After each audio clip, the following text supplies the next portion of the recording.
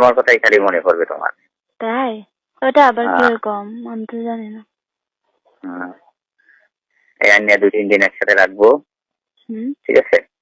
আচ্ছা, আমার কাছে নিয়ে কয়েকদিন রাখবো, একসাথে থাকবা, ঠিক আছে? হ্যাঁ, একসাথে 8-10 বার করে দেবো তোমাকে, যে কয়বার তুমি পারো, ঠিক আছে? হ্যাঁ বলেন। না, কি সমস্যা হলো? বলতেছি যে আপনার ওয়াইফ যদি জানে, একটু সেক্রেসি মেনটেন করবো, অসুবিধা কি? পারবো না? গোপনীয়তা রক্ষা করতে পারবো না? হ্যাঁ, ওই গোপনীয়তা রক্ষা করতে পারবো না? কিরকম?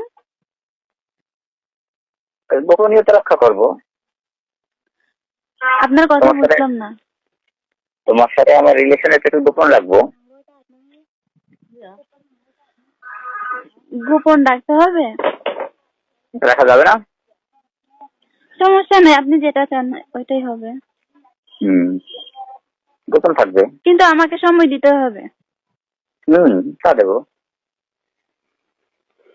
কিন্তু সময় দেবো, সব করবো, কিন্তু এটা সার্কুলার করা যাবে না, ঠিক আছে? সার্কুলার মানে পাবলিশ করা যাবে না? প্রচার করা যাবে না, এটা আচ্ছা বিভিন্ন জায়গায় বলা বলি করা যাবে না। আচ্ছা, পারা যাবে না? হ্যাঁ, পারা যাইবে না? দেখতে হবে। তোমার আর আমার মধ্যে থাকবে। আচ্ছা, দেখা যাক। এখন অসুবিধা আছে বলো? কিরকম? কোনো অসুবিধা আছে এতে? এরকম কিছু না, এখন তো কি বলবো, বাড়িতে আছি তো ওই জন্য এত কথা বলতে পারতেছি না, এটা হচ্ছে সমস্যা।